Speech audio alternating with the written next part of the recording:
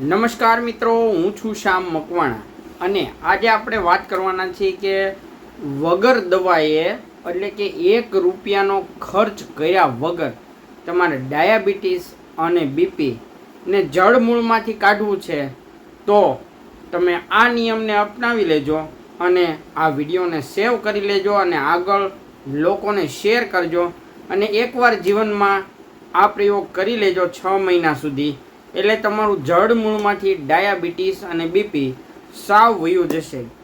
આટલું બધું અસરકારક આ પ્રયોગ છે અને પહેલાંના લોકો કહી ગયા છે અને પહેલાંના લોકો કરતા, એટલા માટે જ એ લોકોને એક પણ પ્રકારના તત્વોની જરૂર ઉણપ ક્યારેય ન પડતી.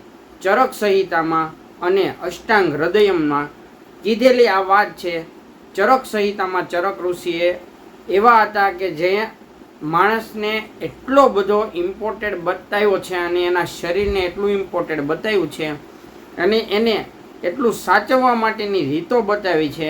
એમાંની એક આ સરળ રીત છે.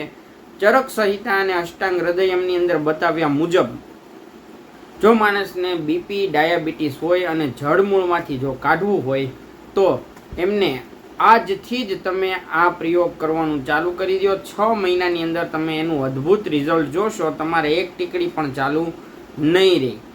6 મહિનાની અંદર જળમૂળમાંથી તમારે નીકળી જશે. આ પ્રયોગ છે કે તમે જે પણ રસોઈ બનાવો છો એ રસોઈ તમારે માટીના વાસણની અંદર બનાવવાની શરૂ કરવાની છે. તમે ખાલી ને ખાલી આ એક પ્રયોગ કરવાનો છે કે તમારે જે પણ રસોઈ રંધાય છે એને માટીની અંદર એટલે કે માટીનું વાસણ હોય એની અંદર બનાવવાની છે. અને બીજું એ એવી રીતે બનાવવાની છે કે જે સૂર્ય પ્રકાશ અને હવા એ રસોઈને રંધાતી હોય ત્યારે અડે. એટલે કે જ્યારે સૂર્ય હોય એટલે કે સૂર્ય ઉગે ત્યારથી સૂર્ય આથમે ત્યાં સુધીમાં રસોઈ બનાવી લેવાની છે અને હવાનો સ્પર્શ થાય એવી રીતે રસોઈ બનાવવાની. એટલે કે કુકરની અંદર તમારે રસોઈ નથી બનાવવાની. કુકરની અંદર રસોઈ બનાવવાથી માણસનું મૃત્યુ થાય એવી સંભાવના પણ ઊભી થાય છે. કારણ કે કોઈ પણ વસ્તુ હોય, ચણા લઈ લો તો ચણાને વાવે ત્યારથી એ ચણા પાકે ત્યાં સુધી એને 1.5 થી 2 મહિના 3 મહિના જેવો સમય લાગે છે. જો કુદરતી રીતે એને 3 મહિના જેટલો પાકવામાં સમય લાગતો હોય તો આપણે કુકરની અંદર અડધી કલાકમાં કેવી રીતે બફાય? પોસિબલ જ નથી. એ બફાતા જ નથી. ખાલી ને ખાલી ફાટી જાય છે અને એ 2 ભાગ થઈને પોચા થઈ જાય છે. એટલે આપણને એવું લાગે છે કે આ બફાઈ ગયા છે.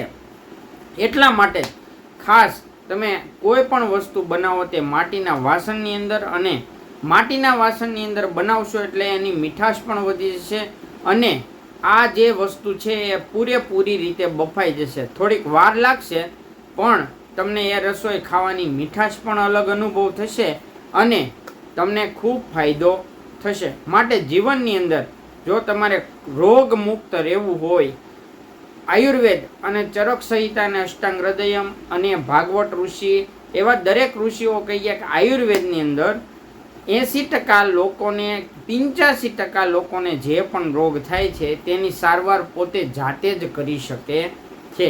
તેમાં એને ડૉક્ટરની જરૂર પડતી જ નથી. અને જેવા 15% રોગો છે તેમાં ડૉક્ટરની જરૂર પડે છે, પણ એ રોગ માટે ડૉક્ટરની જરૂર પડે છે એવા રોગ કોઈ પણ લોકોને થતા જ નથી. એટલે દુર્ભાગ્યવશ આપણે અત્યારે જે પણ સામાન્ય રોગ હોય તે આપણાથી જ મટી જાય છે અને આહારથી જ મટે છે. તમારા આહારને શુદ્ધ બનાવો એટલે તમારા રોગ તમામ દૂર થઈ જાય. દુર્ભાગ્યવશ આપણે એવું કાંઈ કરી શકતા નથી અને ડૉક્ટરનો સહારો લઈ અને ટીકડીયું પીવાનું ચાલુ કરી દઈએ છીએ.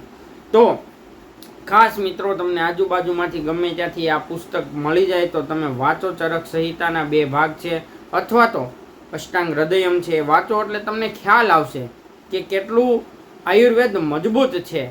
માણસને ઊભો પણ કરી દે છે અને માણસને 6 મહિના સુધી ખાવું ન પડે એવી વસ્તુ એમાં બતાવેલી છે. તો આવી સરસ મજાના આપણા ભારતની અંદર ઋષિમુનિઓ થઈ ગયા કે જે આપણને કંઈક બતાવીને ગયા છે. એમાંનું એક આ છે કે ડાયાબિટીસ અને બીપીને દૂર કરવા માટે તમે માટીના વાસણની અંદર રસોઈ બનાવીને ખાવા મળો એટલે તમારા આ રોગ જડમૂળમાંથી નાશ થઈ જશે. સ્વસ્થ રહો, સુરક્ષિત રહો. જય હિન્દ, જય ભારત, જય શ્રી કૃષ્ણ, રામ રામ ને સીતારામ.